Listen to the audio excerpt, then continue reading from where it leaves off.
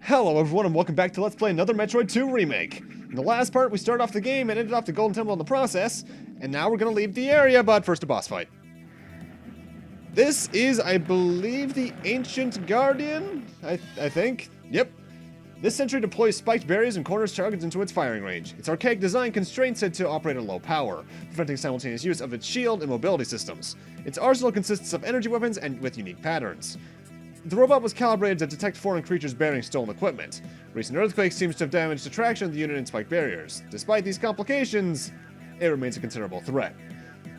So basically, because we have items from the Golden Temple, it wants to kill us. The way that this boss works is that it'll do attacks and every certain amount of damage, the arena will shrink.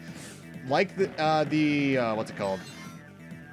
A log said, it cannot move and also defend itself at the same time, so whenever it's not attacking is when you're primed to attack. You can tell what attack it's going to use based off the color of its eyes, like the purple one's that little fire, the blue is the lasers, there's a red one that's fire and such. It's basically pattern recognition. However, once it gets that small, I don't think the arena gets any smaller. Pretty easy first boss, really, because it's the first real boss. So it shouldn't give you too much trouble. Also, keep in mind the pathway above it for way later in the game. Call it a hunch. Either way, with the Golden Temple out of the way, we're now done with what was originally Phase 2 in Metroid 2 Return to Samus. So now we're heading on to what was originally Phase 3.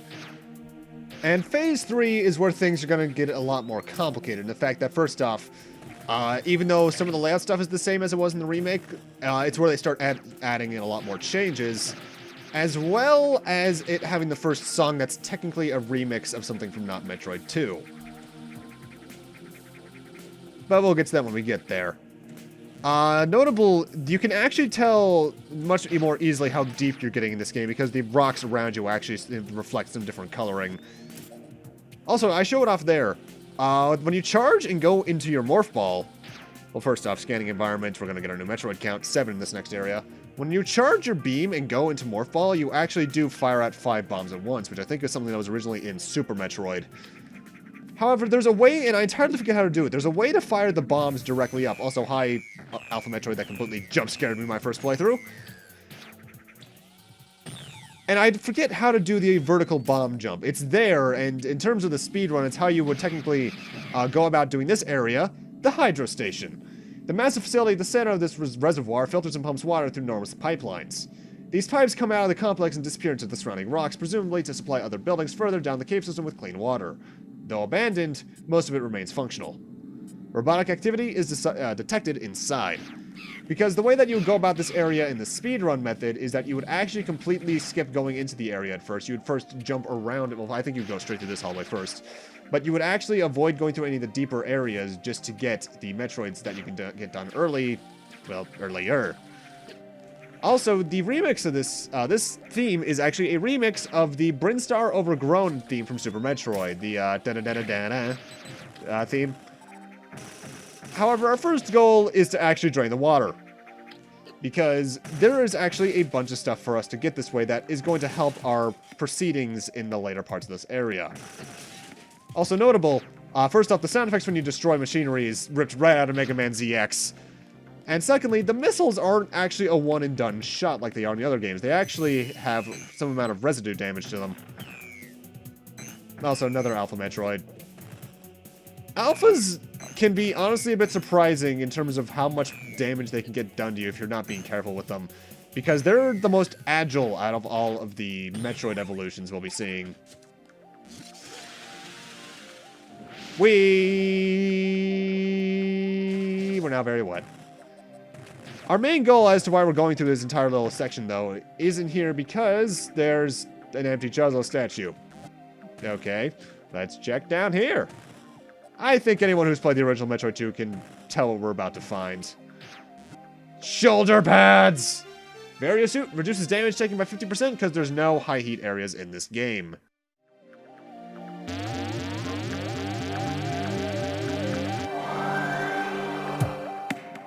Nice little visual reference to the original Metroid 2 there, too, because that's basically the color palette that Samus had in the original game. But yeah, there are no high-temperature areas in AM2R, so like Metroid 1 and Metroid 2, the barrier suit's purely a defense upgrade, which is very helpful. A lot of the missile tanks we're actually going to be finding here in the Hydro Station are fairly similar in terms of how you get them, because they almost all involve using your bombs in some form or manner. And that's mostly just because there's not much else they can really make the blocks out of at this point. Thankfully, AM2R is very good in terms of backtracking, though. There are very few things we need to go back out of our way to backtrack for, and even then, backtracking in this game is not as annoying as hard as you would think because of a certain thing we'll see later on. Because of that, I still think the most backtrack-heavy Metroid game probably... Prime 2, honestly. Especially because you have to do so much backtracking for the main story. Because, seriously, screw the Sky Temple keys. Also, you might notice up in the top right, we have the map system right out of Zero Mission Infusion. In that whenever you see a little circle on the map, that means there's an item in that room you can get, or at least that panel you can get somehow. The dots from Super Metroid, like with Zero Mission Infusion, now only indicate items that you have gotten. Though it is, it's very simple, actually, not simple, it's very obvious if you're actually playing the game for yourself, just how much they actually borrowed from the other Metroid games in terms of sound effects, at least. Because a lot of the sound effects of this game are ripped right out of Zero Mission, at least for Samus herself. The enemies and a lot of the power-ups make sounds that are either modifications on such or otherwise. Though you know what's actually, in terms of development at least, not development, graphics, something that kind of bothers me about this game. First off, screen scrolling. You can see very clearly, it's like when it popped like that, that looks kind of weird for a Metroid game, but that's only because of this game being made in Game Maker, if I recall. By the way, hi again, Alpha Metroid. Also, the Alpha Metroids are getting pointier. Their fangs are growing. Weird. One thing that's always kind of weirded me out about it is Samus herself, particularly here in the Various suit. Because the Power suit is a completely new sprite, or at least a modified sprite of something else. But the Various suit, it's not quite the Zero Mission sprite, but it looks like it's really close. I wouldn't be surprised if the way they did it is that they took elements from the Fusion SAX sprite and the Zero Mission, what's it called? Various suit sprite, and then did some other unique stuff with it. Also, be prepared to see a lot of machine-type enemies. The machine-type enemies are actually pretty simple in terms of dealing with, but they can actually have a lot of health. That walker in the previous room in particular is pretty beefy. And in here, we get the Wave Beam. Beams can now go through solid objects, and as that name would imply, in this game, they took the Super Metroid Zero Mission approach in that your beams stack, which is absurdly helpful. Because in the original Metroid 2, they took the Metroid 1 approach in that if you took a beam, you only had that beam. They didn't stack, so like you couldn't have a plasma beam with ice beam abilities, you know? Which I actually like that they did that. And similarly to Super Metroid, more so than Zero Mission, if I recall, if you go into the it's not the status screen, the inventory screen on the pause menu, you can actually turn off beams in any order you wish. Also, high jump boots, maximum height increased. So now we can jump higher. So you can basically go the Super Metroid approach and find a beam that works well for you, and just use that. Sadly, at least in my eyes, the damage isn't worth it because you lose out on the additional points of damage, but it's there. Also, energy tank. This game actually does, as you just noticed there, something very similar to Zero Mission Infusion, in that when you get an item, the first time you get the whole thing, but upon picking up more variations of that item, like more energy tanks, more missiles, so on and so forth, you get the much shorter jingle from Zero Mission Infusion, which I appreciate that. I liked it when Metroid started doing that. I forget, did Prime do that? I don't think Prime did that. At least they didn't give us the cutscene every single time. In terms of how Samus controls in this game, though, it's weird. It's not quite Zero Mission gravity kind of controls, but it's really close. But it's noticeable enough that it takes me a bit of getting used to. I don't think I'm at my peak performance in this game until part 3 or 4 onwards. Which, you know, that happens. It's always weird going from one game that you're used to another game you're used to, and just the difference, you know? For me, it's particular that happens a lot with not Mega Man, Metroid Zero Mission over to Super Metroid, where Samus is a lot more floaty. I mean, to add on to that too, not to say that Zero Mission Samus isn't floaty. She's a different kind of floaty in that game. In Super Metroid, she feels like she's always wading through a bit of water. Or like gravity's lower than it should be. But in Zero Mission, it's like she has that same thing, only she's a lot faster with it. In this game, it's a weird in-between of the two.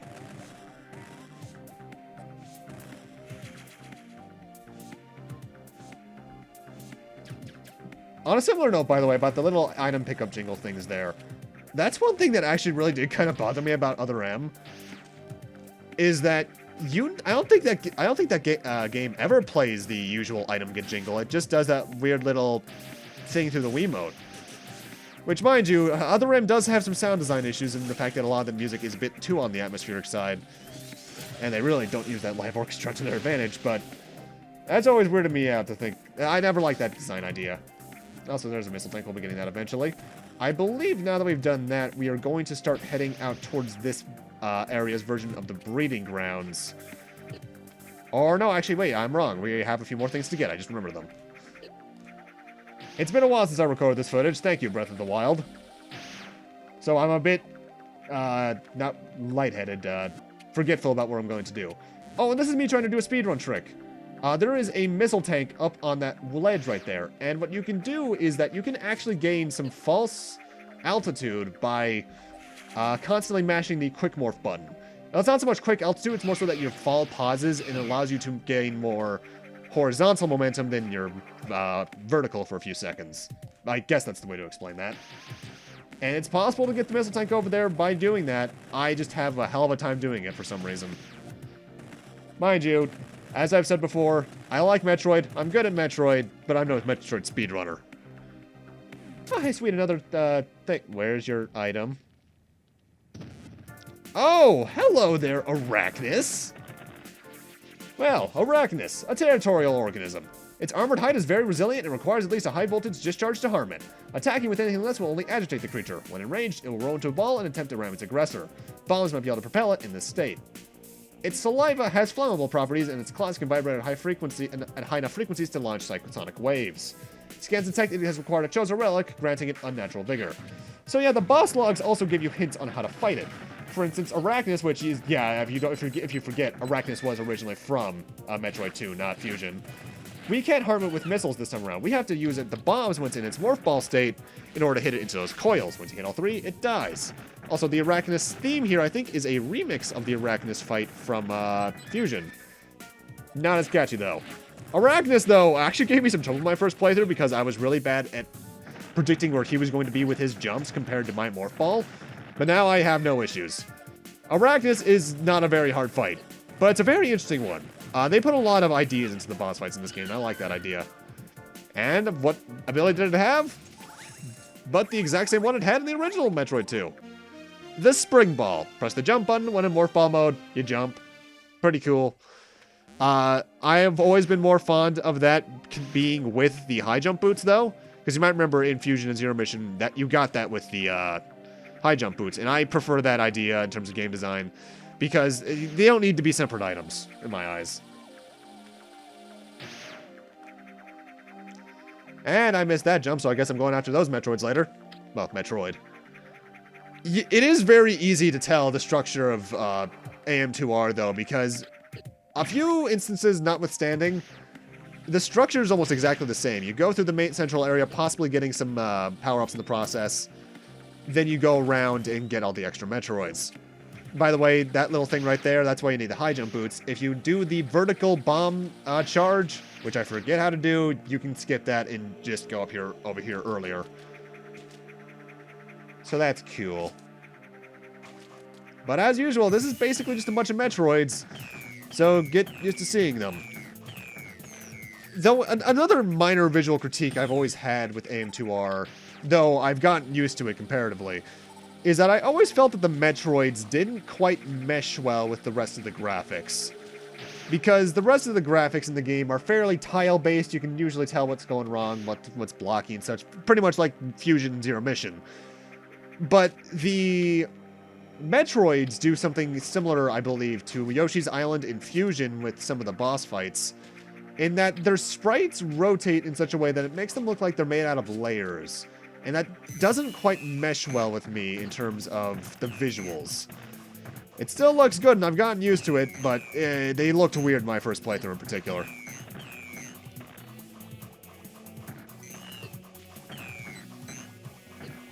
One little thing I like about AM2R and Metroid 2 is that the areas that always had more Metroids, they tended to have a lot more of the easier varieties of Metroids than the harder ones that we'll see later on. And that's a nice little balance.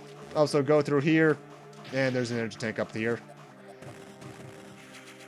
I missed this my first playthrough. Well, not missed. My first playthrough was a 100% playthrough, eventually.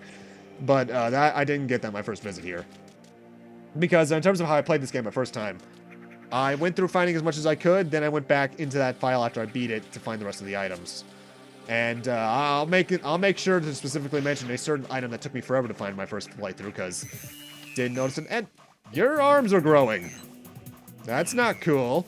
Who says you guys could be going through puberty and such? It has no gameplay difference, so they act the exact same. Not smarter, not dumber. Still Alpha Metroids. And with that, there's only one Metroid left, and you could have seen the area where I tried to get to him earlier. So let's get the hell out of here and head towards that.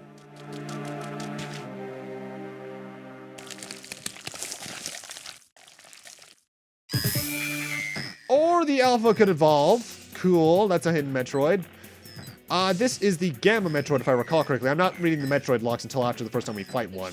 And you can only damage this thing on the membrane on the bottom as usual. However, since it has extended armor, it can actually be a bit tough to reach. You can basically hit it as long as it hits that bottom fang to the other side. They can be a bit annoying, and they can grab you, actually, and do some decent damage. Gamma Metroids. Metroids at this stage can now transfer negative charges from its nervous system into the horns, releasing electric arcs capable of disrupting weapon fire. The membrane containing its nucleus remains vulnerable, but the Gamma Metroid's exoskeleton has expanded for additional protection. Although its legs have reached their maximum length, they are unsuited for locomotion. Instead, they serve to capture their prey and drain their energy. Gammas in this game are probably my least favorite to fight out of the Metroid variations, as opposed to the original Metroid 2, because I feel like that they increase their speed and hitboxes in just the right way for them to be more annoying. Mind you, a difference from the original Metroid 2 is that in the original Metroid 2, from my memory, you could hit the Metroid evolutions from any point in their body and you'd still be doing damage. In this game, the exoskeleton is actually a shield, so you actually have to aim your shots more carefully. Either way, let's head up to that last Metroid. We're also going to get some weird little foreshadowing because I'm going up the wrong way. You should just head out the right and then just head back up. Keep in mind this room for later, I suppose, because it'll come in handy. Every now and then I do little dumb things like that just because I practiced this game once. The practice playthrough was about a month prior, so some of my memories aren't entirely the most accurate. Though I should mention, you may have seen that actually on the file select screen back in part 1. There was only one save file yet I do say I practiced. That's because I deleted the extra files. What's going on my save file screen is that the first file is the file from when I first played the game back when it got released. The second file is my live file. And the third file is a backup save file. In case the recording screwed up, I could go back and record that section again. Thankfully, this game actually had no recording issues, though the sizes for the videos were gargantuan, almost 30 gigs per. But I found ways around that. And in here we got the last Alpha Metroid. Yeah, I technically went out of order. The Gamma Metroid's supposed to be the last one you face, but yeah, well, I screwed up. It happens. But with that, we are now done in the Hydro Station. Nothing else is for us to get here right now, at least. We'll come back here later on for some more items, I believe. But that will wait until then. So now I'm going to use the conveniently located save point because I tried to keep parts for this game around 20 minutes. Tried being a keyword. There are a few that are a bit longer than that. But with that, I'm going to end this off here. Thank you guys for watching, and in part 3, we'll be heading back into the main corridors to head towards what was originally Phase 4. See you guys then.